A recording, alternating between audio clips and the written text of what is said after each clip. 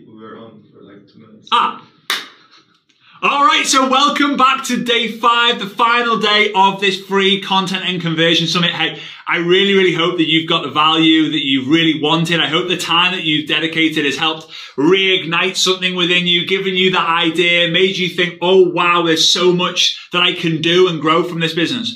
I'm someone, and you might be the same, is when I hear and learn so much, I get overwhelmed, but I also get super excited. When the overwhelm kind of dies off a little bit, I'm like, you know what? I've got so much that I can do. That means that I've got so much that I can create, so much that I can make, so much growth, and so much, so much income or so much impact as a result. And I hope that you guys listening are similar to me with that.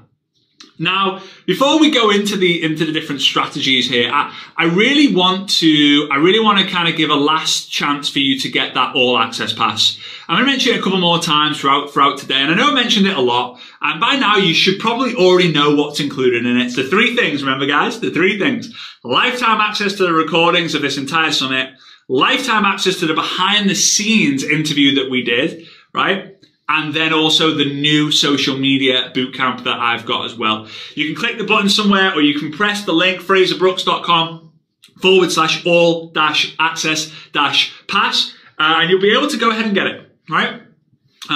Once this summit is over, you will not be able to get the all access pass at the price that it is right now. It will go up a lot because the value is insane, all right?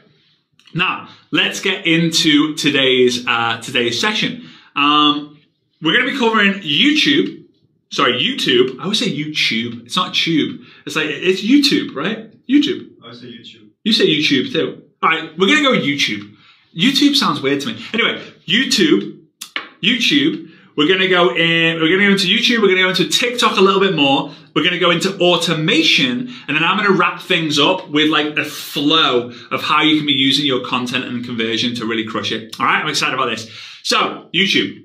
I absolutely love YouTube. I'm that person who, instead of sitting down and watching Netflix now, I'll sit down and like binge watch a bit of YouTube. Now, it could be like a daily motivation. It could be like a mindset thing. It could be a business-based thing. It could be like a video podcast. We're looking at obviously bringing out our video version of the podcast out real soon. I just watch a lot on YouTube. I watch more YouTube personal development than I read personal development. It's just what I am, right? But at the same time, I've created a lot more video-based content than I have written books. So it's just how I learn. And if you haven't already done so, go ahead and check out our YouTube channel. Just type in Frazer Brookes on YouTube, you'll find it. We're on a mission to hit 50,000 and eventually 100,000 subscribers. But every single week, I put out a new video, right? A new like 8, 10, 12-minute video. And it's great to be able to do that. But someone who helps me with them is a guy called Vincenzo Sannipoli. I used to be business partners with Vincenzo when we used to run the Ninja Network, a Facebook group, which unfortunately we don't run anymore. But he's transitioned into becoming a YouTube expert, and he's a beast. He helps me rank at the top of YouTube. He helps me with the format of the videos. He helps me with the thumbnails. He helps me with so much. And I just had to interview him. Now, he's from Italy, so his accent is epic, and I hope that you guys can get the main message of the video across, but he's going to share with you literally what you should be doing in your videos, the structure of it, what you should not be doing, and all that fun stuff. So let's play the fun interview that I did with my buddy, Vincenzo Sannipoli.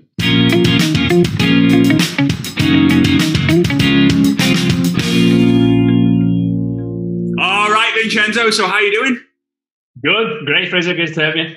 How are you? Yeah, mate, good to have you on here. Before, whilst we were off air, we were talking about our new Aura rings, and I've obviously shared a room with Vincenzo all over the world, and he's someone who I remember telling him he inspires me because when the alarm clock goes off, before it even does its like second cycle of the alarm, he's out of bed and in the shower basically.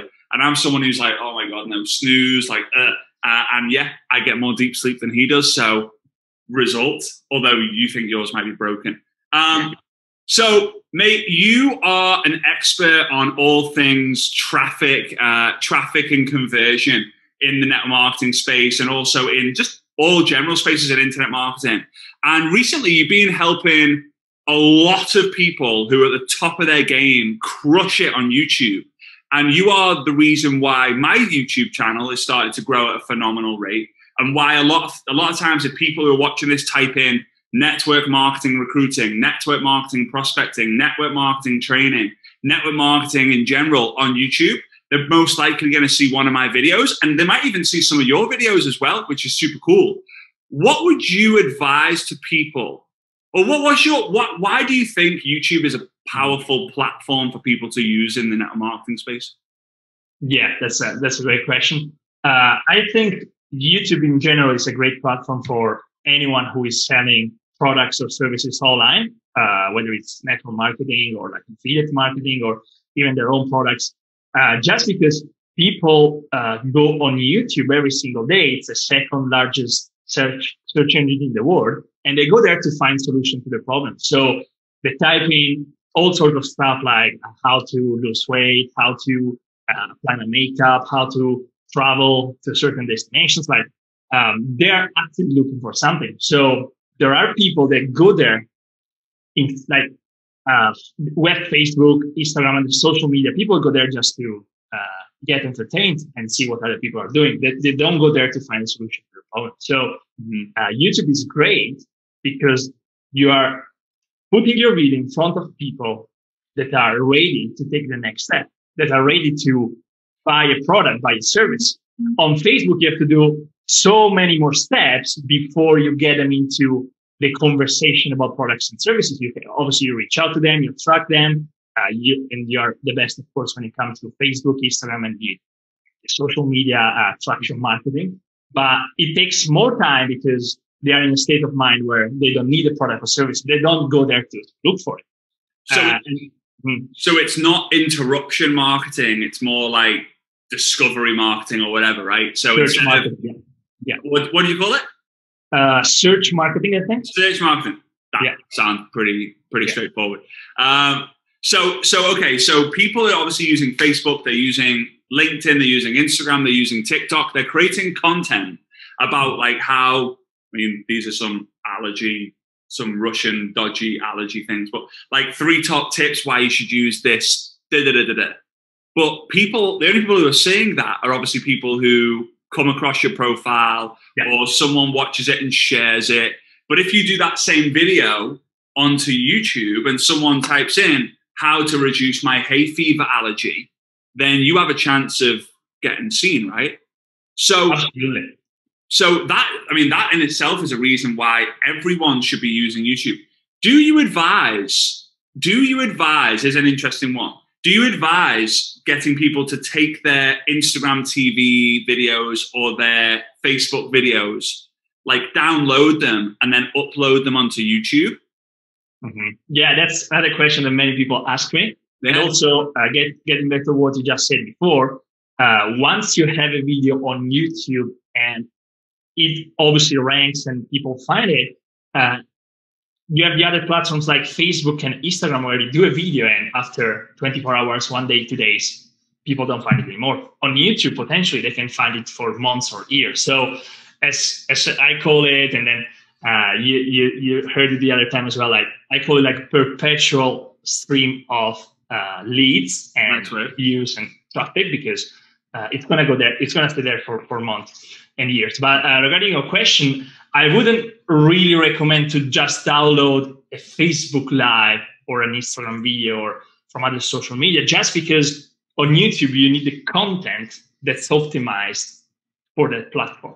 So when people search for, let's say, for you, how to recruit people in network marketing, if you were just to download a video at Facebook Live from your profile where you say, hey guys, welcome to this Facebook Live. How are you? You ask for engagement, and people on YouTube, like, they just want to find the answer. They don't want to kind of waste time seeing you like engaging, just, okay, go straight to the point. So that's why we recommend having like a precise structure on your videos on YouTube, make it relevant for YouTube itself, and then you will get much better results because that's what YouTube likes. Mm-hmm. So they like the videos that are like, if it's educational, something like 10, 15 minutes, that sort of window?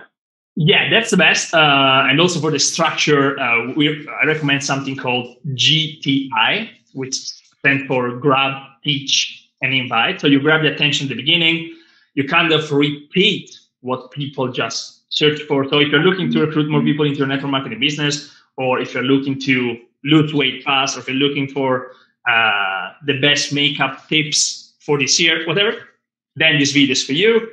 Then you introduce yourself, you go into the content. So that's the teach part, you share value, and then the call to action at the end. Always add a call to action. So 8 to 15 minutes is usually the ideal length for YouTube videos.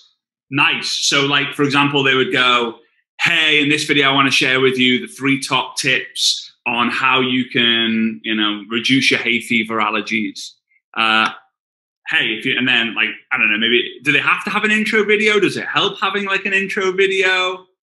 It makes it like kind of more professional, like a trailer, that's for sure. But I've seen many channels that don't have it and still get lots of views and like engagement, and then eventually leads and sales. So it's not like mandatory to have it. So if you're watching this, then don't let that stop you. Yeah. So like 3 top tips. Hey, if you're new to the channel, my name is Frazer Brookes. I help network marketers all over the world. Don't forget to smash the thumbs. Would you recommend they tell? Because on Facebook, it's for me, it's always like, give me a love heart, drop a comment, share it with your friends, message me if you want more. It's slightly different on YouTube, right? And that's why what you were mentioning before, if you say like, hey guys, if you're watching on the live right now, give me a love heart emoji. Well, it's not a love heart emoji. And it's like, share this. Most people don't share the YouTube videos. They just kind of like subscribe. So what would the call to actions be whilst you're creating a video? Like, because I guess it's thumbs up, subscribe, comment, right? Something like that. Yeah. So I would recommend to have 3 call to actions in the video that you mentioned. So number 1 is subscribe to the channel and hit the notification bell. That's obviously very important, because if they do that, then whenever you post a new video, they're going to get a notification on their phone, laptop, and obviously they're more likely to watch the next video. And you don't have to kind of rank or even pay for ads to find this person, because it's already subscribed to the channel. So subscribe and hit the notification bell. Then number 2 is comment. So there are many stats that show that videos that have lots of engagement in terms of comments actually rank higher than videos that don't have this kind of engagement. So comments is actually more important than share on a YouTube video. So if you can ask people to comment, but the best is, do not just ask, okay, guys, comment below what you like best. Most people are not going to comment.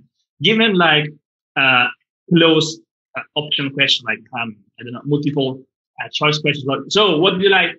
Tell me if you are going to apply strategy A, B, or C. Type it below A, B, or C. So give them like a precise answer to the questions they can use. So very fast, close question. And then the number 3 is obviously tell them to click the link in the description to learn more about what you do. So you can send them to an application form to talk to you. You can send them to, I don't know, an automated presentation, whatever you have. Maybe even to a messenger bot, so the messenger then does the work for you. You can send them even to your Facebook profile if you just prefer to engage with them. But if this person comes to you from YouTube, they are highly qualified. They are highly targeted. They want to most likely go already to the next step. You don't have to talk to them too much to convince them. Yeah, and I recommend, I think, for people who are starting out, use Linktree. So just go and set up a Linktree account. And then you can put a link to your website, a link to another video, a link to a credibility source, a link to, whatever it might be, right? It might be your messenger bot, it could be your inbox or whatever. And those people who then get really good at YouTube and want to kind of create funnels and freemiums and giveaways and all that, and obviously sell books or whatever, or your products directly, you can go ahead and do that. So that's cool. How powerful is the thumbs up then? It's not so relevant for like YouTube algorithm to have the. I mean, it's good to have it. Obviously, it improves, but not as much as like a comment. Wow, that's awesome. Yeah, because I mean, my videos again, you've helped me with this, with the structure and the length, and we talk about the thumbnails and like the posting strategy and all that fun stuff. And it's fun because since you mentioned this, I have been making a massive effort on getting people to comment. And now I'm starting to slowly see the audience is starting to, like, you know, they watch a few videos and they get conditioned to comment. But in the beginning, if I got 10 comments on a video, I was like, 10 comments? That's flipping awesome. Yeah, and your videos get lots of comments also compared to other videos of people that I work with. And also, obviously, you probably guys know that on Facebook, if you comment on a very old post, then this post is going to be visible again because Facebook promotes it. And it's kind of the same on YouTube. Like, if not a new person after like a few months that you posted the video is going to comment on your video, then this video is going to rank higher, become more suggested from YouTube. So comments are very, very important. Love it, mate. I love it. I love it. So let's go back to this GTI format because I love this and it's so simple and so great. How can someone's gonna go, right, like in this video I want to share with you, because everyone's watching on the replay, right? Because it's not, no one's watching it live unless you do YouTube live. It's a different situation.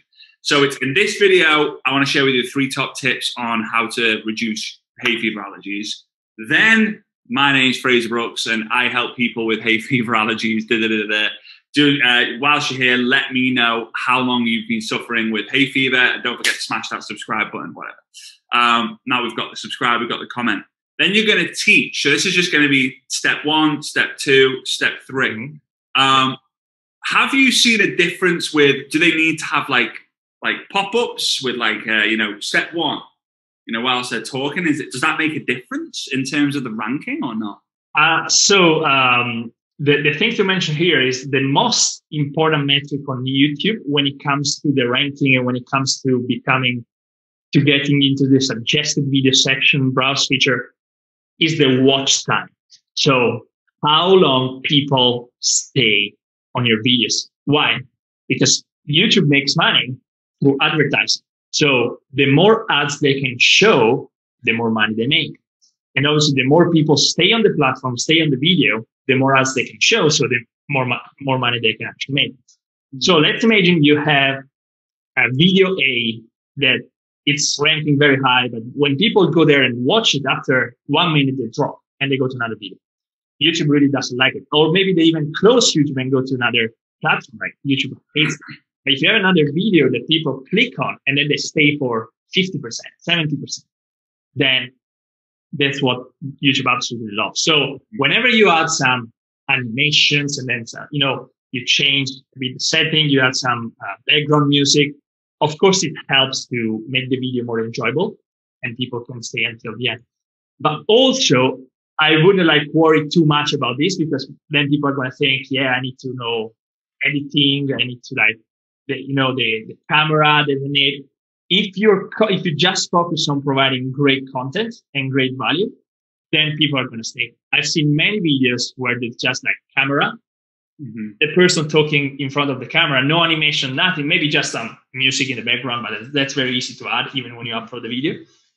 And then they still rank and get so many views because the value is great. So again, it's value over production. So you could go out there and be like, I'm going to get a film crew follow me and it's going to be amazing. But the value's crap because you're just so focused on making yourself look good that the value's not great. You probably spend so much money in the production phase and, just with your smartphone, maybe like a Bluetooth mic if you need it or just, very. I use this, right?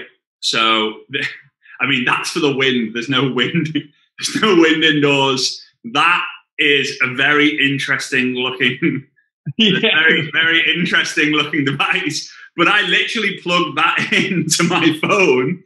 And although the majority of people wouldn't really be able to smell, to hear the difference, it's different, especially when you're outside and there's loads of background noise. That really cuts it all out. I'm not saying you need that.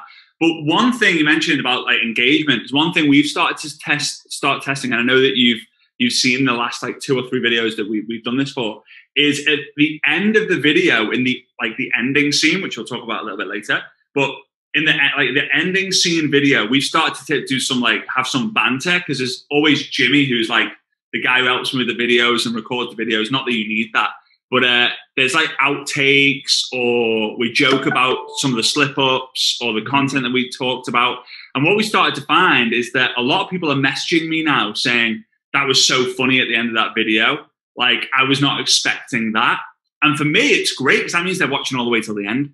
And if they're watching all the way to the end because you told me this about watch time being so important, you've got to figure out ways on how you can get people to watch the end. Yeah, and also one tip that I can add you here, again, to increase the watch time and make sure that people stay until the end. If you don't want to do these high production things, animations, just tell people at the beginning, you say, make sure you stay until the end, because I'm going to share my secret tip, my most important tip, right at the end of the video. Or maybe you give them something for free at the end. I'm going to give you the opportunity to have a call directly with me or whatever. So give them a reason to stay until the end, so they actually do. And that's going to benefit, obviously, your videos and your channel and visibility. Yeah, that's flippant. I love that. I absolutely love that. So, yeah, this is great. And I seriously recommend everyone having a YouTube channel, even if it's like, oh my God, you're telling me to do Facebook, LinkedIn, TikTok, Instagram. It doesn't matter, because you can literally create one and post 4 videos. Does it matter the number of subscribers that you have when it comes to ranking towards the top of YouTube? So it doesn't really matter too much in terms of ranking, but obviously the more subscribers you have, the easier it gets to get suggested from YouTube and recommended from YouTube. Like, the more you grow, the easier it gets. Of course, the beginning is it's not that easy, but if you start, especially if you start making videos, great videos in terms of content for keywords that people are looking for, so terms that people are actually looking for, you would see that after a few videos, you would start getting more and more views, and the compound effect of posting will kick in, and you will start ranking even higher.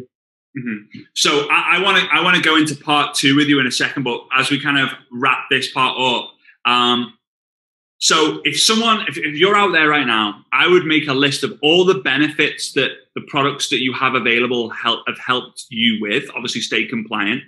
Also, a bunch of benefits of the business side.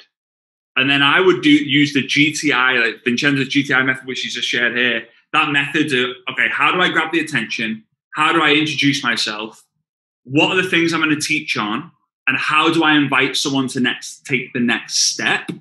And make sure that you're implementing the 3, those 3 call to actions that, make sure you subscribe and hit the bell notification, hit comment, comment with what your favorite tip was, or, additional tips or whatever. And then click the link in the description to then go to your link tree, to your website, to whatever it is. Here's what I would tell you to do though, and this is where network marketers have the advantage over everyone else in the kind of the YouTube space. Think about this. Think about Vincenzo does a video on his own, and he's just going to talk about 3 reasons why to visit Italy, right? And he puts on an Italian outfit, whatever, Ferrari jacket or whatever it might be, and he starts talking about the pizza, the pasta, all this, and then he posts it. Great. YouTube are going to take over. But imagine if you, as a network marketer, let's say I make a post about 3 reasons why you need to visit Italy. And I then go into a Facebook group. I go to my team. I go to a leader. I post the video, say, hey guys, I've just done this video about the 3 benefits that I've had of the products. Do me a favor, go watch it, subscribe, like, comment, and let me know what your favorite tip was in the comments. I imagine, Vincenzo, that's going to give some people watch time, engagement, and that's not going to mess up anything to do with your Facebook or Instagram algorithms, right? Exactly. Yeah, that's great. I love it. So, mate, I appreciate you. Thanks so much. Thank you so much for having me. All right.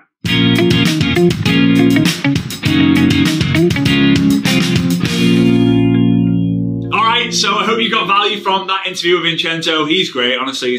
He's helped me so much. Before I started working with Vincenzo, my videos on YouTube were getting like 1,000 views, maybe 2,000 views. Now they're getting 4, 5, 6, 7,000, in some cases 20, 25,000 views, which is crazy. I get so excited about different platforms and the growth on that as well. So we're going to start to do some giveaways and some live streams just on YouTube as well. So just make sure that when you go to YouTube, whatever, hit that subscribe button. And if you're able to hit the notification bell, put that on as well, just so you get notified when I'm live there, because we are going to be doing some secret lives on there as well for the subscribers, as a thank you for subscribing and being a loyal fan. All right, so in the behind the scenes interview that we did with all the speakers, in Vincenzo's session, we did how to nail the video first time, right? Because you can spend a lot of time trying to nail the video, but he teaches this really great principle of how to nail the video first time. The tools that you must use when building on YouTube. And I didn't know hardly any of these until he shared them with me.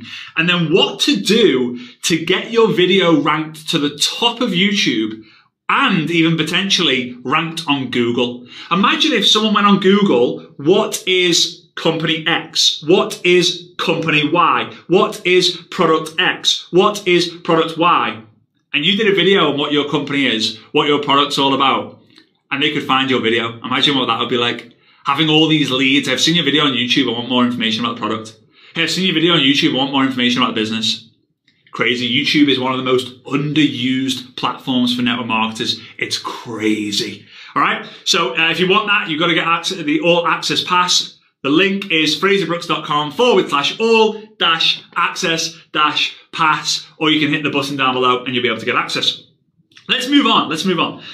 Before we go into the next strategy, I just want to share with you real quick my strategy really for, let me get the blue pen. My strategy really for boosting your engagement on your Facebook or Instagram posts, right? Now these are mainly like your main feed posts, right? So if you post a photo onto Instagram or a live video onto Facebook or a written quote on Facebook or whatever, this is what I use. And it's called my CPR. I can't remember what CPR actually stands for, but it's something. But I remember it from Baywatch. Do you ever remember watching Baywatch? Pamela Anderson or David Hasselhoff? You like David Hasselhoff, don't you? You like Pamela? He liked David.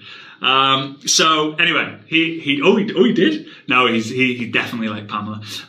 So when they came out of the water, they they used to give them CPR. I used to always think this is like a social media resurrection in a way, a social media resuscitation, but it doesn't stand for that. So it's comment 5 minutes before you make the post, which you can spend 5 to 10 minutes doing, and then you reply to any comments that post gets, and if there aren't any, then you reply to comments that you previously got on other posts.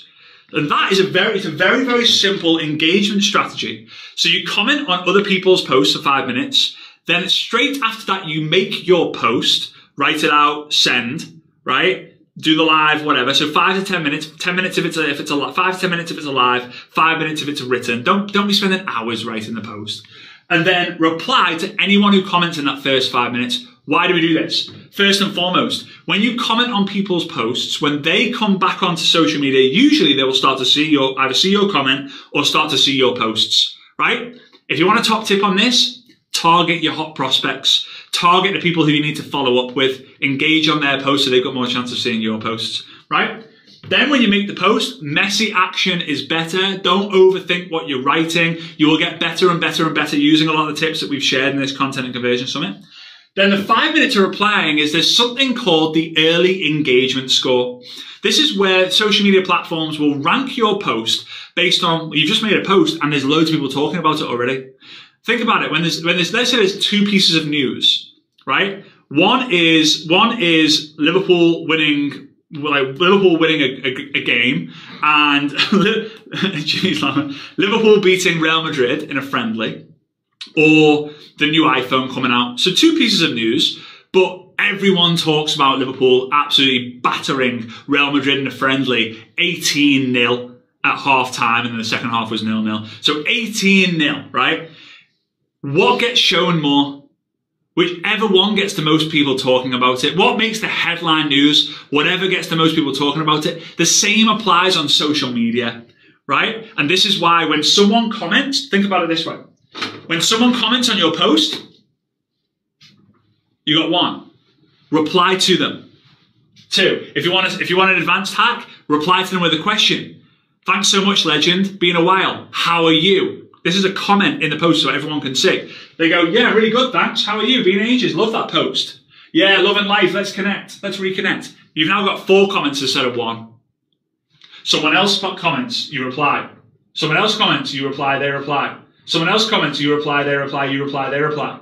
Now that post has got 13 comments from just 4 people messaging. Now the reach is going to grow. All right? Kind of crazy, right? Kind of crazy. All right, anyway, let's get into our next strategy session with a new friend of mine who I actually met a while ago in Dallas. I think I might have met her in Vegas as well. Her name's Sydney Smith. She is incredible. Listen out to some of the stats that she mentions. And here's another one who uses TikTok to grow her business. And from someone who had Facebook for years, Instagram for like the last 1 or 2 years, maybe 3 years, and then TikTok for the last 12 months, but has been serious about it for the next 9 months and is getting 30, 40, 50 customers every single month in her network marketing business by just using very simple strategies and tactics, but also how she leverages live video across TikTok, Instagram, and Facebook, and where she gets the majority of her leads. It's crazy. So cool. Let's play the interview with Sydney Smith.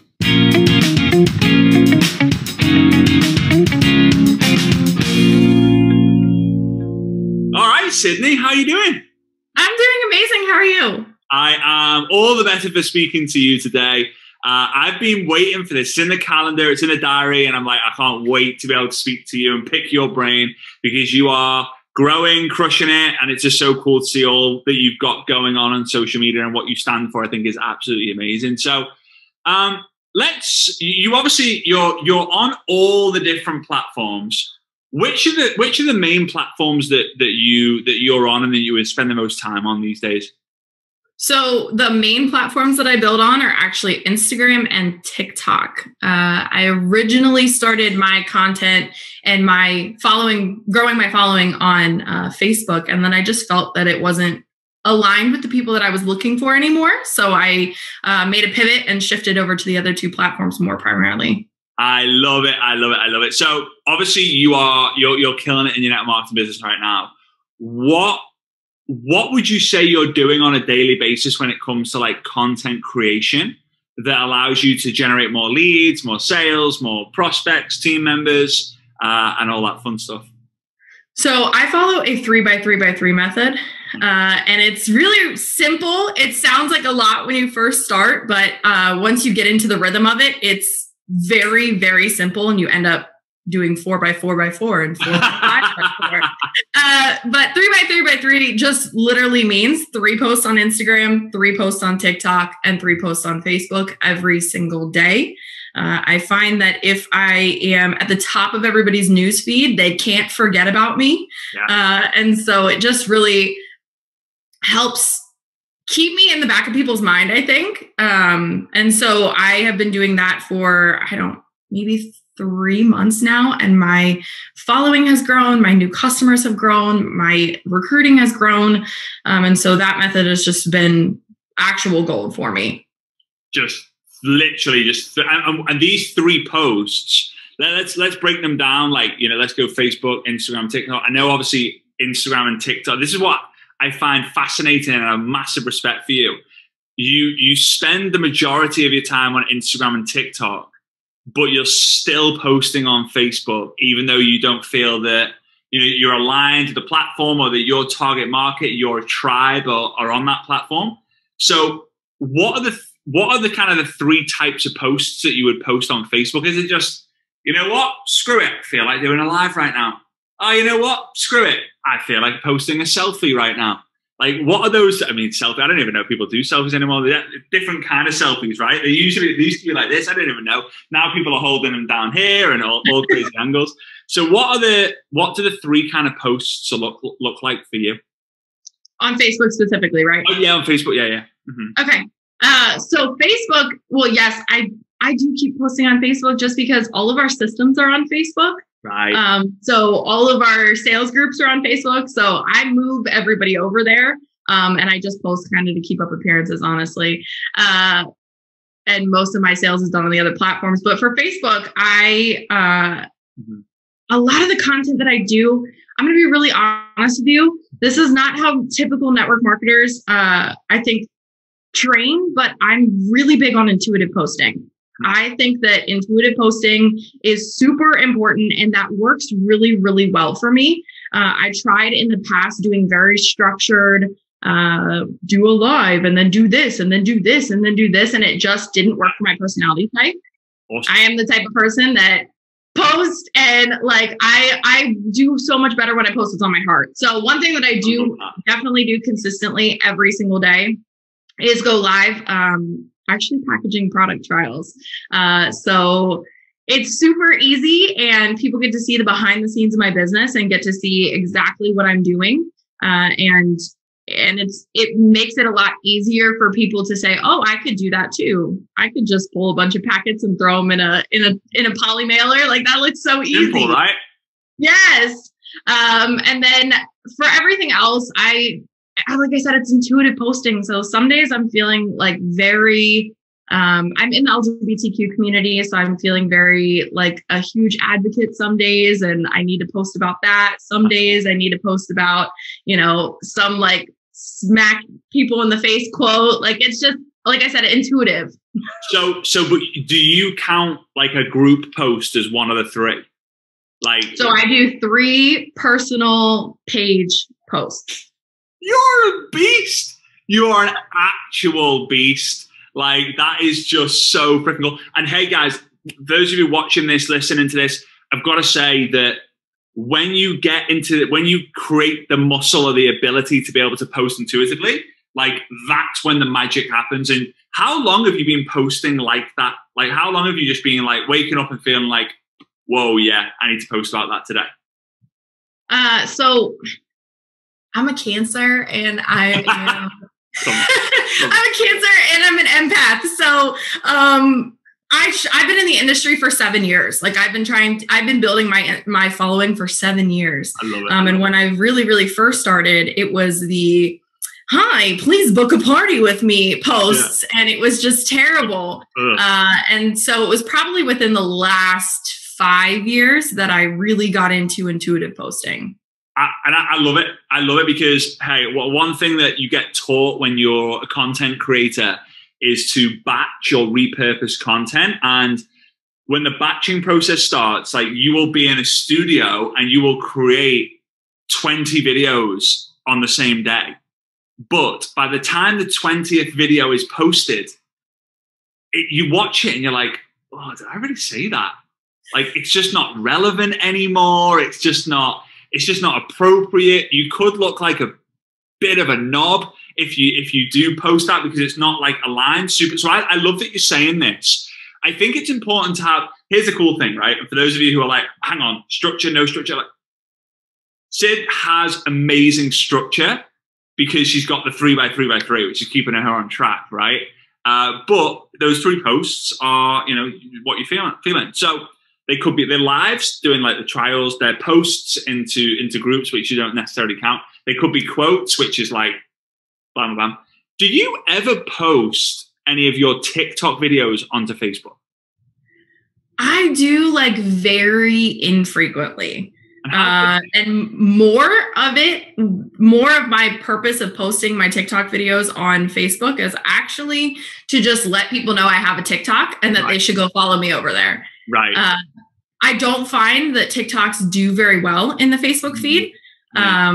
Live video does way better on Facebook for me. I think that for me, if I was asked a question, what are your favorite platforms? It's not a question of what your favorite platform is now. I think it's more of a question of what your favorite feature on each platform is. Yes. I think like, and you'll know this, you're 7 years in, you've been using social media for such a long time. And for those of you guys who are going to go follow Sydney, you'll see she's got it going on. She knows what she's talking about. And she's got a following on all the platforms. But it used to be, right, what's your favorite platform? Facebook. And that's what you talked about. Facebook. But I think now for me, Facebook Lives and Facebook groups are the best thing about Facebook. You could say Facebook business pages because of the ads, but for network marketing, we kind of put that aside. I think Instagram Reels and Stories, I really like them. I don't go live on Instagram as much as I should. And then TikTok's just one big happy family anyway with the videos and the lives as well. So when you're doing your Facebook Lives, are you doing the whole, because I mean, I do it with 2 phones, but are you doing the whole like 3 phone setup where you're like this? Oh, here we go. Oh, yeah, see? Guys, it's all about the pop sockets. I'm telling you, it is all. I tell you, the number of people who like, it might be a European thing, but the number of people who stop me and like, what's that on the back of your phone? Not walking down the street and stop me, but if it's like, if we're at a restaurant or something, someone will say at some point, like, what's that on the back of your phone? And I'm like, what, don't you know? It's like pop socket. Like, this is how you hold your phone. Duh. Like, duh. So you just bang, and you go in live on Facebook and Instagram, or you do Facebook and TikTok, or do you even go live on TikTok? Yeah. So when I go live, I aim to go live on all 3 platforms at the same time. So I have 2 phones, and then I can go live from my computer on Facebook. So I hit all 3 at the same time. Like, let's work smarter, not harder here. Okay. Come on. I mean, that is working real smart, but looking like you're working even harder, right? And that's the key. I think one thing I say a lot is that longevity creates credibility, but the longer someone sees you doing the same thing for, the better. And a lot of people will see you go live on Instagram, not tune in, and then go onto Facebook and see you going live on Facebook and not think that it's the same live. They're like, whoa, she's going live here, she's going live there. So I've got a question for you. And I struggle with this a little bit. I'd be interested to see your feedback. And by the way, guys, like all these interviews, I haven't prepped. I've not asked one single question, really. There we go. Right? I've not asked one single question, which is a good thing and a bad thing at the same time. Right. So you've got your laptop camera here. You've got phone 1 camera here. You've got phone 2 camera here. Where are you looking when you're going live on all 3? All over the place. I'm just switching around. Luckily, most of the time, I'm packing trials or I'm moving around, so it's not abnormal for me to be looking in different areas. Yeah.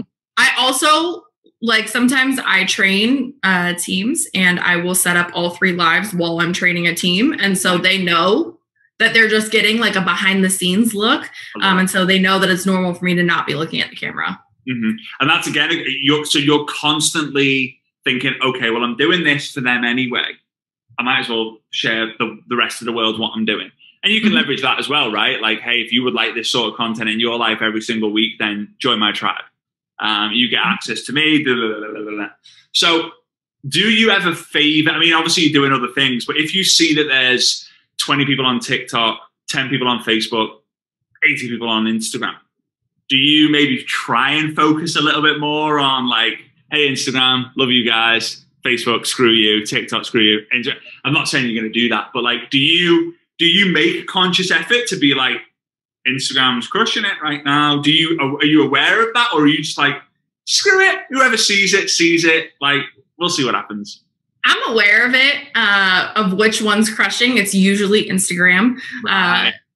And I'm more aware of it because that's where most of the questions are coming from. So people will ask me questions about our product or whatever while I'm live. And so that's where most of the questions are coming. And so I'll say, so-and-so over on Instagram just asked, and then everybody will get the answer. Right. And the other benefit of having 3 lives going is that I can control what questions are being asked. Nobody knows that nobody's asking on TikTok what our product is. Yeah. Just tell me. Just tell me what it is. Like, right. And it is crazy. So do you do anything? I'm asking a lot about this because I love live video, and everyone listening and watching this, you should be addicted and just love live video. It's just so important. So do you do anything like, hey guys, hey on Instagram, hey on TikTok, hey on Facebook? Do you address the different platforms, or like in terms of whilst you're getting started, or do you not bother? Yeah, I absolutely address all three platforms. I'll just be like, we're live on Instagram, Facebook, and TikTok. Yeah. And then as people are popping on, I'll say, hey, Susie from Facebook. Hey, Frazer from Instagram. And that way people get different, they know I'm everywhere. And so I think one of the benefits is that, like, just because my favorite platform is Instagram, doesn't mean that that's everybody's favorite platform. So they know that they can see me on all three platforms, and they can go watch from whichever video is most aligned with their favorite platform. And again, it's another great tip. It's not just what you feel most comfortable with, but understanding that people, your next big team member, your next leader, your next best customer story will be on a platform that you might not expect. Right. So I think it's important to have all three. All right. So Facebook, you're posting in groups, you're doing lives, you're not really posting your Instagram reels or your TikToks on there. I've tested that too. It sucked. It sucked so bad that I deleted it. Like that's when you know that's when that's bad. Yeah, it's that bad. It was like post 10 minutes later, no one's liked it. This is weird. Oh, it feels weird. Delete. No one saw it.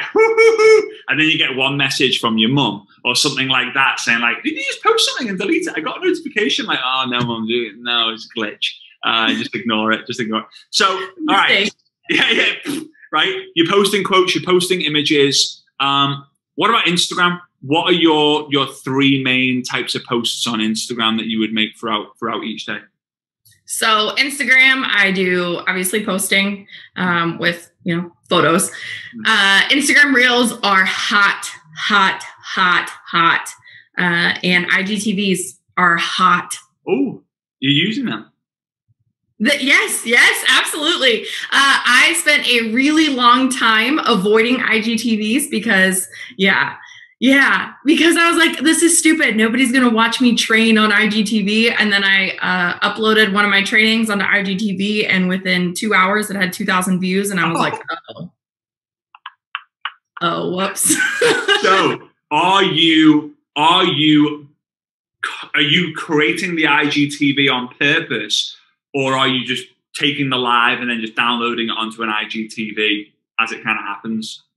So it depends on what I'm like, where the content is coming from. So sometimes, very, very rarely, I'll only be live on Facebook, and then you can download the Facebook Live, and I'll just upload it into an IGTV. A super cool trick for those of you that think that there's a limit on IGTVs. If you upload from a computer, it extends your limit to an hour, not just 10 minutes. I love it. Yeah, no, hey, that's awesome. That's all. And how long do your lives last, would you say, usually?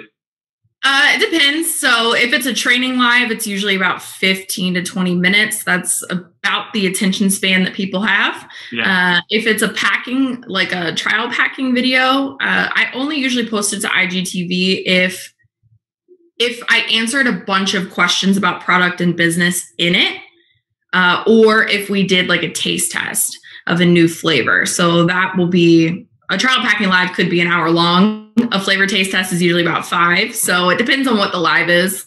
Mm-hmm. Awesome. So I love that. So Instagram, you're doing newsfeed posts. You are, and again, intuitively, you just kind of, if it comes to you, like, let's do it.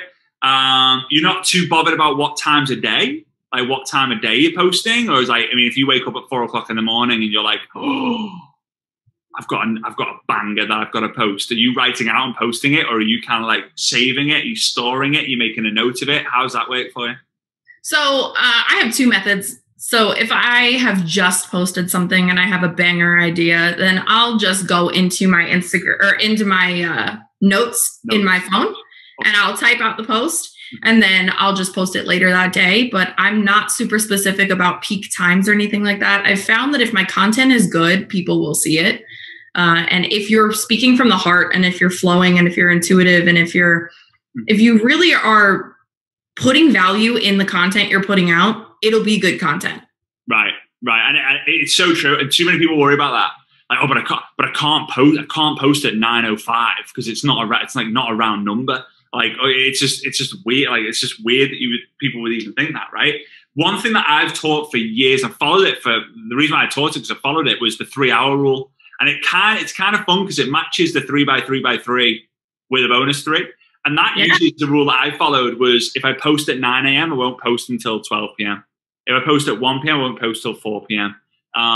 Just otherwise, just because I have people in my team and people I've taught before who are like, picture of my breakfast, picture of the dog's breakfast, picture of me kid not eating their breakfast, picture of me packing up the rest of their breakfast for them to have for lunch. And it's like, man, you've posted 4 times on your newsfeed in like 15 minutes. Like, come on.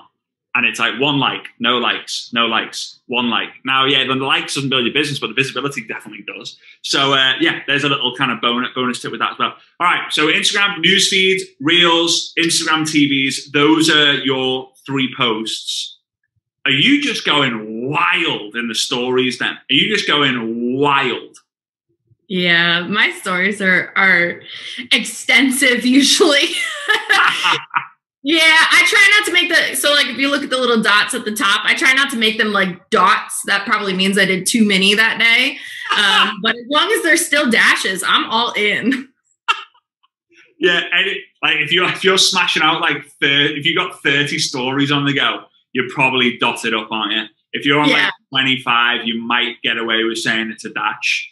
Like that's so funny. Come on. But hey, like people are watching you. And like, there are some people literally like going onto Instagram and refreshing to see if you have made another story post. Mm-hmm. Like they could be stalkers, they could be followers, they could be friends, they could be family, they could be haters. I mean, there's stalkers out there. So what about TikTok? What are the main posts you're doing on TikTok every day? So TikTok, for the most part, is just short form video. I have not gotten into the 3-minute videos yet. Which is a new feature on TikTok. I do the 1-minute videos. I do the 15-second videos. And I like to do a mix of my voice talking and then trending sounds. So it'll be different trends. And a huge tip with that is just like make it apply to your business or make it apply to your niche. So I'll take a trend and apply it to my business or business in general, and then maybe take the same trend and apply it to the LGBTQ community. That way you're taking one trend and you're still getting into 2 different spaces. Yeah, that's such a cool hack. I love that. So on average, if you're doing like 10 TikToks throughout like a 3-day period, how many would you say are using the trending sounds versus like how many would be using your own voice? So I think the perfect formula here is to do the trending sounds. And then here's probably what I would do is a third of them are trending sounds. Mm-hmm. A third of them are my voice speaking. So maybe I'm talking about our product, or maybe I'm talking about business tips, or maybe I'm talking about whatever.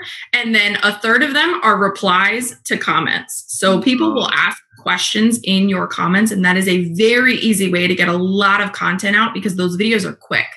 Mm-hmm. Yeah, that's so cool. I mean, I had someone say that I'd done like a video about like me, a TikTok about me and Svetlana because she's Russian. So obviously, like, you know, some things like I've caught, like I said, I've caught the sun, right? Which in English for us is like, I mean, you've got a tan, but the translation in Russian means like quite literally like you've caught the sun. And someone had commented on it saying like, is your wife a Putin Russian spy? Something like that. And we were like, that's weird. But TikTok seems to get weird comments for some bizarre reason. But we just replied to it and I was like, are you? And I kind of turned the camera to her and she just kind of like winked and started drinking wine. But like, would never, ever, ever have sat there and done that as a video.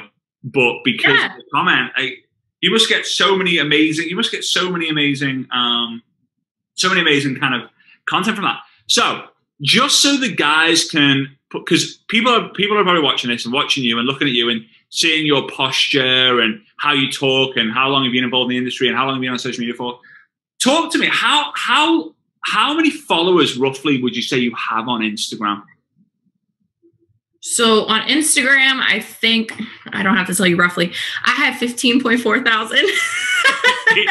It's on right in front of it. That's amazing. Massive congrats. And that, I guess, is no buying of likes, no buying of followers. Absolutely not. You being you. So it's an engaged audience as well, which is awesome. How many followers do you have on Facebook, would you say? So I have my 5,000 friends and 8,000 followers, I believe. Woo! That's high. That's high for Facebook, guys. Like that's good work. Good work. And how many do you have on TikTok? Approximately 50,000. 50. Yeah. Oh, what the hell? So, guys, and how long have you been on TikTok for? Like, seriously? Seriously, about a year. Okay. Facebook and Instagram combined, 28,000 people. Sorry. TikTok, a year, 50,000 people. So where do you get the majority of your leads from? The majority of my leads come from TikTok, 110%. TikTok. Okay. It's my biggest business builder. This is just amazing. The problem is I'm going to keep asking you question after question after question. So I want to thank you so much for the time that you spent with us here. And yeah, we'll catch you on the next part. Awesome.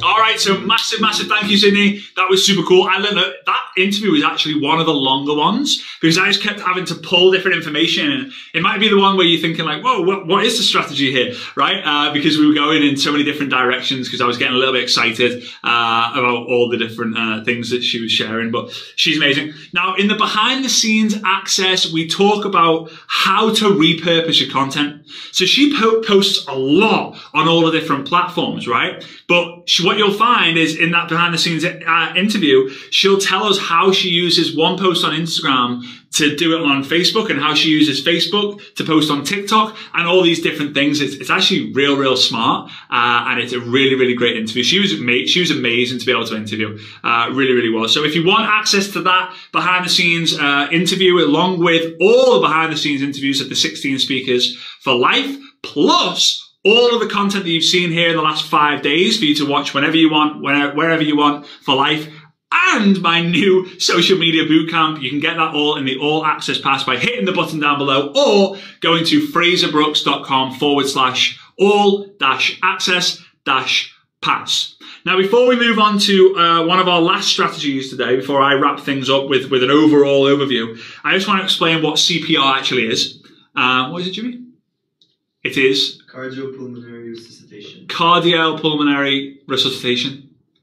Now we know. If you didn't know that, now you do. You all right? Yeah. You all right? Do I need to give you CPR? Sorry, mate. I'm not Pam. I'm not Pam. I'm definitely not David either. So anyway, let's move on. The next speaker is someone, I know I say a really good friend of mine. I'm just grateful to have so many awesome people who I can call friends. You know, some of which I've strengthened the friendship by doing these interviews. A lot of which I've been able to travel to different parts of the world with and hang out with them. So the next person is a guy called John Preston. And it's very hard to edify this guy because as someone from Liverpool, there's one part of the world, if you live in, it's very difficult to be friends with that person. That's Manchester. Now, Manchester is pretty much the nearest city to Liverpool, and we have a huge rivalry with football, right? So we have Liverpool, Man United. So it's hard for me to speak good about him, although I love him. I'm just kidding. So John is an expert of all things messenger marketing and automation.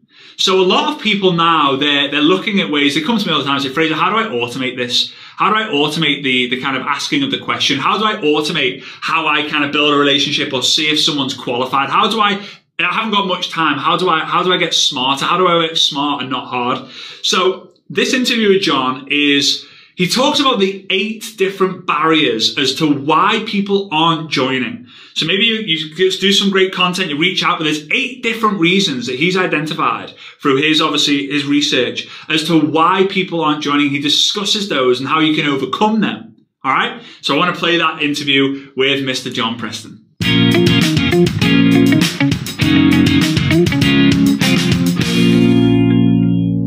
All right, John. So how you doing, buddy?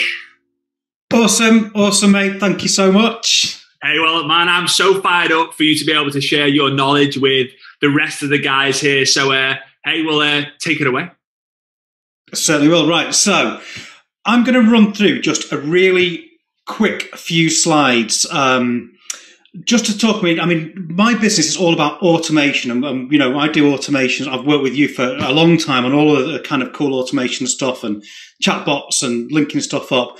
But we work very specifically with network marketers. So I kind of want to go through why we as a business and Superstar Bots do what we do and the problems that we solve and why it's so important to actually put these systems into place and how it's going to help you actually grow your business if it's done in the right way. So I'm going to start sharing my screen. It's really fast and furious, so it's not an hour of me waffling on.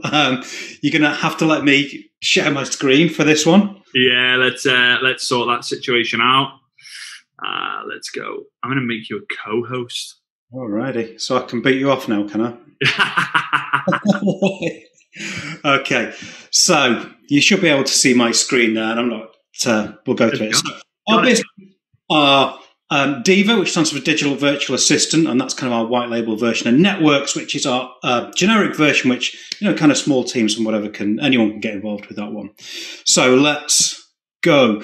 So it all boils down to this. Why did we build it in the first place? And when we started building it, and actually on version God knows what now. And it's all about the barriers to success in network marketing and realizing that there's a lot of stuff which is stopping people being successful that actually having these systems in place is going to overcome for you. So let's just run through them very quickly. I think there's 7 of them. And in no particular order, barriers to success to network marketing. And bear in mind, this is stuff that we have kind of asked so many people about, all of the thousands of people we've worked with in network marketing. And the first one is fear of rejection. So how many times as a network marketer are you told, no, I'm not interested, being completely ghosted, maybe got an awful lot worse than that if you've caught someone on the back. Do you know what I mean? It stopped me from joining for a long time. Yeah, I mean, I know the people who are at the top of the game, they do this day in, day out, and it's water off a duck's back. But, you know, for somebody new in the business or getting started, that can be really demoralizing. And, you know, I'm running through these, but I'm going to show you exactly how we overcome all of this by using the systems and what we do. Because literally these systems, they don't care if anyone tells them to do one. They're not offended. This isn't, the next one is, and it's really relevant right now because, you know, let's look at, say, loads of the customers that we've worked with. It used to be a case of, let's get 200 people into a hotel room and pack them all in nice and close and set them next to, and we're all going to hold hands and hug and all the rest of it. Can you imagine doing that right now? Oh, man, no. No. So the actual ability to prospect face-to-face now is actually stopping people moving forwards because they've had to just change their entire business model. So by putting these systems in place, the whole world is now your market. You don't, you know, everyone's found that they need to be online. And actually being in the network marketing space has been perfect, hasn't it? You know, it's been the ideal opportunity for these challenging times. The next one, and I put this as perceived lack of credibility. And if you think that, again, you know, some of these network marketing businesses, some of the products are quite technical and there's a lot of science behind it, or you've just joined a business and it's, well, I don't know the ins and outs of this business. So when I'm speaking to somebody, I'm going to look an idiot if I just get on there and ask me a question. I don't know the answers to it.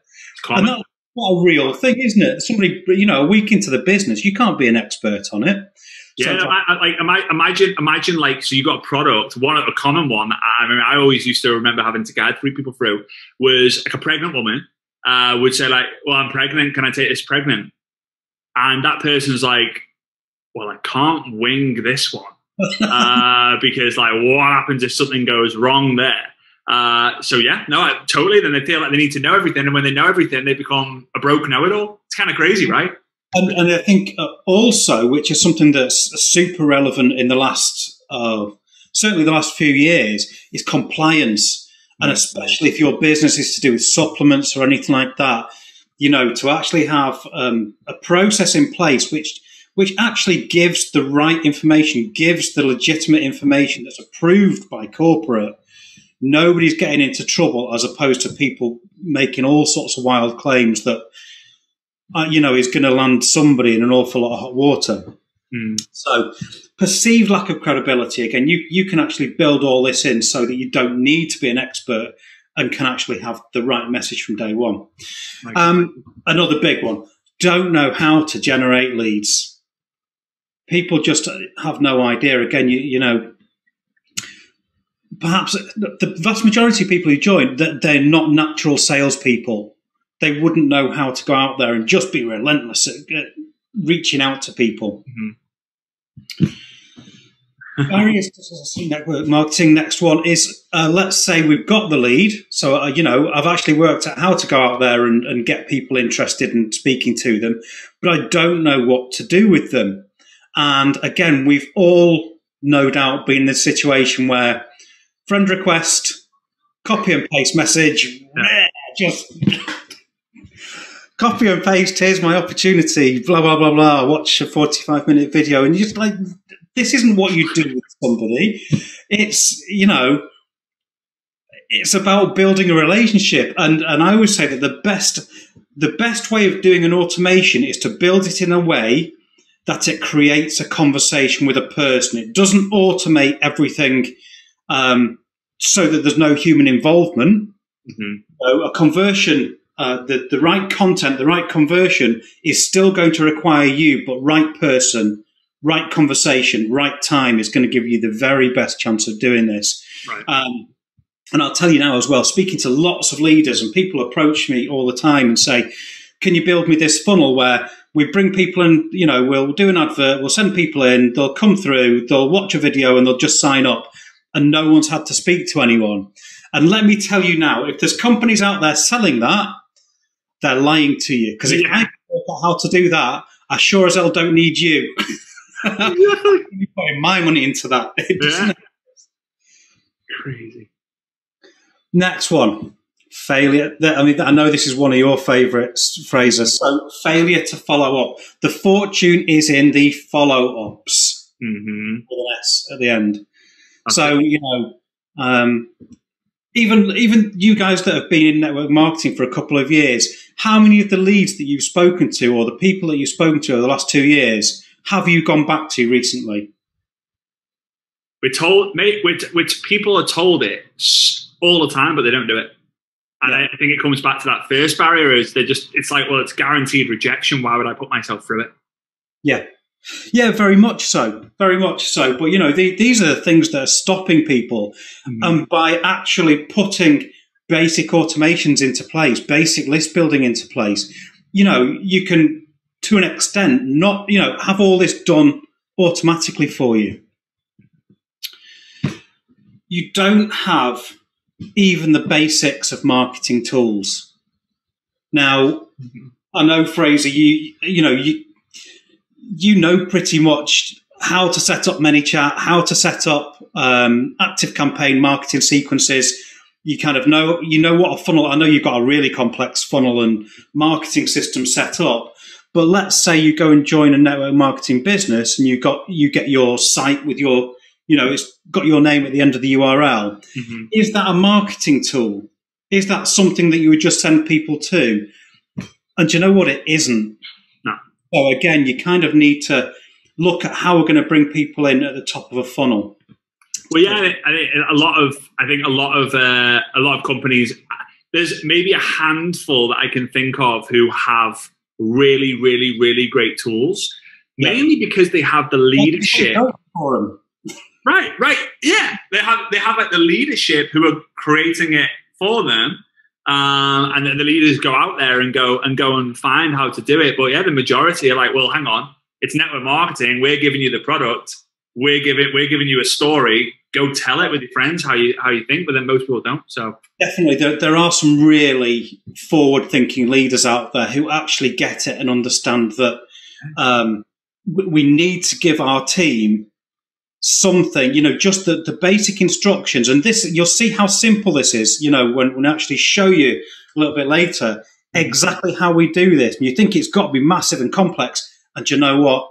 It's always a case of the simple, basic stuff has the biggest effect. And it will be so easy for any of you watching this to go out and just set it up. Love it. Just the basics. It's going to do 80, 90% of the job. Love it.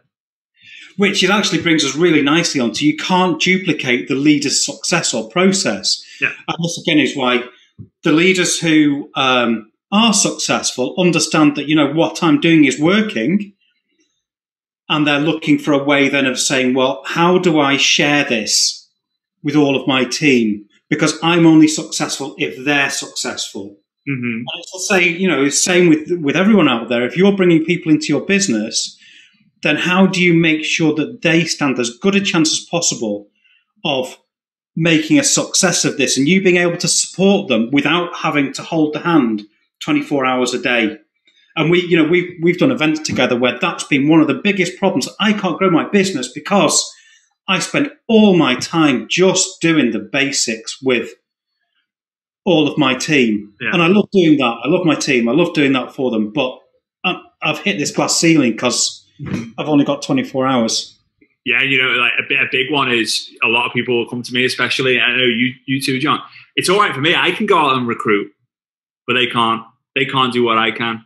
And I even remember myself, my dad, like, if you got someone on the phone with him, he would crush it. So then we would get everyone onto the phone with him. And he loved it because that's what he was good at. Bam, bam, bam, bam, bam. But if he went on holiday for a week, the business died. So it was like, well, because he ain't available all the time. So like, what happens when the team is in Australia and he's got to go to sleep? Like, it kind of became a little bit crazy. So yeah, that's a huge really, yeah, it's really interesting as well. That one, it's scary. We don't because it wouldn't bother me picking up the phone to somebody, and it probably wouldn't bother you. How many people would actually go, "You want me to phone somebody?" And that's scary. That is really scary for somebody. I think you know straight away the answer to that question. If you get a call from someone, even if it's your dad or your mum or your son or whatever, and your first reaction is,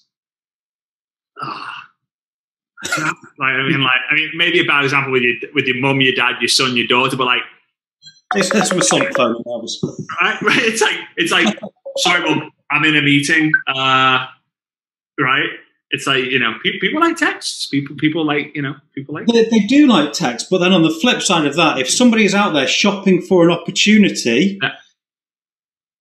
it's not specifically your opportunity that they're looking to join. They're out there. There is a need to change something, and they're going to go for probably the first one who they speak to. So you need to make sure you're the first one that speaks to them, or at least reaches out to them. And I saw something recently that when a lead comes in, so somebody messages your business and said, I'm looking for this. They're out there and they're messaging other businesses. You have 5 minutes. Wow. To reach out to them. And anything after that 5 minutes, the chances of them picking up the phone or converting reduces. So actual leads in real time, speaking to people real time, is absolutely vital. Well, I remember when I used to run Facebook ads to generate comments. So, and it used to be the classic, and people still use it today, not as much, but this was probably maybe like, I'm going to go with 6 years ago, maybe 7 years ago, maybe 8 years ago, but it was comment info down below if you would like more information. And you would go to bed, you would wake up, and there would be 25, 26, 27 people saying info. And I'd be like, I've got 25, 26, 27 leads. This is crazy. I would then message them saying, thank you for commenting info on my post. Where would you like me to send it? Or if I send it you here, will you be cool if I follow up with you later? Yeah. Almost all of them either ignored me or said, I didn't send it. I didn't comment info on anything. Like, what was the post? I don't remember. Because that was way more than 5 minutes. It was a few hours. It was an hour. It was the next day. So yeah, I've been in that situation. Having done this for a while, where we've provided hundreds of leads for people, and these are leaders. These are leaders that we. Yeah. How did you get on with them? You know, they've got leads Thursday and Friday, and we're go off the weekend. That campaign's crushing it. How did you get on with those leads? I've not called them yet. I didn't want to sound desperate. Didn't want to sound desperate. Like it's a first date or something. Don't want to be too. Treat them mean, keep them keen does not apply when it comes to network marketing. No, they want some information. Get on the phone to them as soon as you can do, or at least message them. And that kind of brings us to conversational marketing content that actually converts. And I've written this down, and this is just marketing 101. It's as simple as this. Whenever it comes to any of your funnels or content, it's not about you. It's not about your opportunity, and it's not about your product. It's everything to do with your prospect, your potential customer, their problem, their pain, and their goals and dreams. And basically how your opportunity or your product can solve those. And when you understand that, and when you get that information, then you're going to really start converting people. Now, in the next part, what I'm going to show you is exactly how we do this. And you won't believe how simple it is to set this up within an automation to get that information from somebody, so that when you get on that scary call with somebody, you can get them to sell your opportunity to themselves, because it's about them, and understanding that and getting them to repeat why they want to do this. That's awesome. Thank you so much, mate. I massively appreciate it. No problem.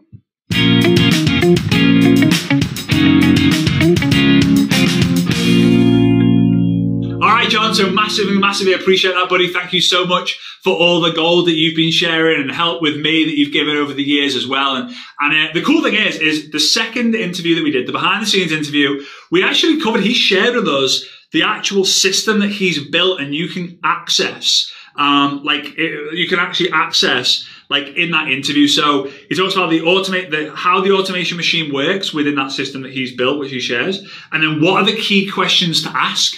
So if you've got these different 8 barriers, what are the key questions that you need to ask in order for them to overcome those 8 barriers? And this is how you increase your conversions, guys. This is how you go from converting 1 in 100 to 5 in 100, 10 in 100, 15 in 100, is understanding what, and a lot of people think it's not your product, it's not your business, they join you. Well, they actually join you if they feel that the timing is right for them, and what you've got to offer is going to help them with their pain, right? But people don't want to see that on stage, are you? Like, they're not going to join you. They're not going to buy your product. They're not going to buy your business. They're going to buy you. But they don't break it down even further. And it's so important to know that. It's so important to know that they're buying the timing and the belief that you can help them with their problem. All right. So here we go, guys. As we're wrapping things up, and I want to share the overall process, 4-step process that you need to take, is I want to say a massive thank you to each and every single one of you, especially those who have taken part in this. And then second of all, those of you who have promoted this to your team, to your network marketing friends, to your network marketing family, whether it's an Instagram story or a Facebook Live or a post into a group, or you set up a team chat, whatever it might be. And lastly, every single one of you who got yourself the all access pass. Obviously I do this for free. And it's taken me, there's a lot of setup here. Jimmy's here working his ass off making this happen. He's working hard. I spent a lot of time away from my family. I've spent a lot of time with the speakers.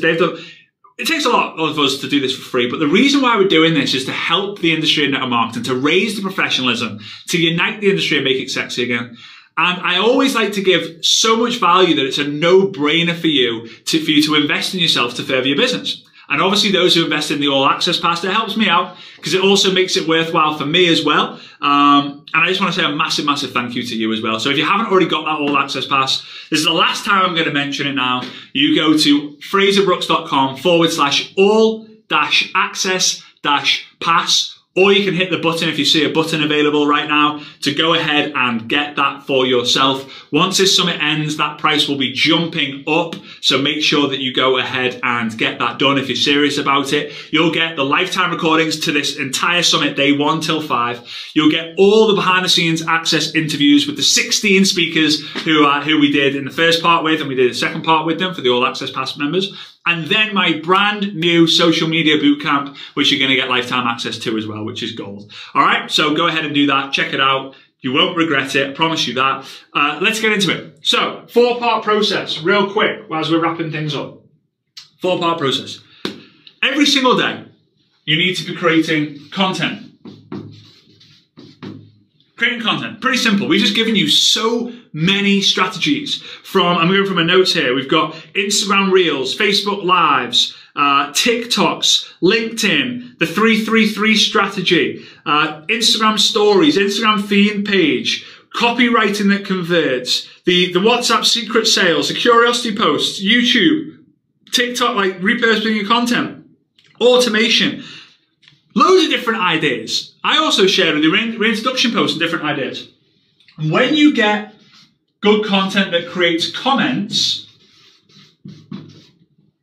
once you've got the comment, you can then look to converse with people using the scripts that were mentioned by some of the speakers. Using the scripts that John Melton mentioned in the group chats, the scripts that Marina Simone mentioned in the 333 method, the scripts that Brian Fryer used in his 137 follow-up process. You can use them. If you're struggling with what to say, you can say, "Hey Mary, quick one. Have you ever heard of product X?" That's very direct. "Hey Sarah, random one. What do you know about blank," which is a sexy soundbite about your product. What do you know about plant-based protein? What do you know about game-changing energy drink? What do you know about traveling more for less? What do you know about saving money on utility bills? What do you know? Or you could say, "Hey Mary, just curious, would you be open to checking out some more information on a game-changing product that's helped me with my blank? No worries if not, just thought I would ask." And then, after you converse, you convert. Remember guys, conversations come before commissions. You do not convert until you've done the following. This is how attraction marketing works. Content that creates engagement. Content is king, but engagement is queen. You create content that gets the comments, and then with the comments, you reach out to those people. And when you reach out to those people, they're then going to be the people who are going to be leads for you. But then it's establishing, are they a suspect or a prospect? They're a suspect if they're just curious. They're a prospect if they're serious. And by asking the right questions, you're going to get the right answers. Guys, this is just one way how I'm able to help you. Obviously, I have the YouTube channel, my podcast, I have my books, I do these free summits, I do free webinars from time to time. We've got Success Summit Online 3 coming up on the 5th to the 7th of November, which I cannot freaking wait about that. You'll hear more about that. If you have the All Access Pass, you'll already have heard about that. And if you haven't, coming up in the next month or so, you're going to be hearing a lot more about that. But I just hope that I've given you enough value for you to keep coming back and picking up more value. My mission is to help you grow your business and become the most valuable asset that you have in your network marketing business, outside of your company and your upline, obviously. But I really want to be here to help you win. I'm going to be cheering you on, whether you know it or not. I'm going to be believing in you, whether you believe in it or not. And I just can't wait to see you start creating better content and improving your conversion. This has been amazing.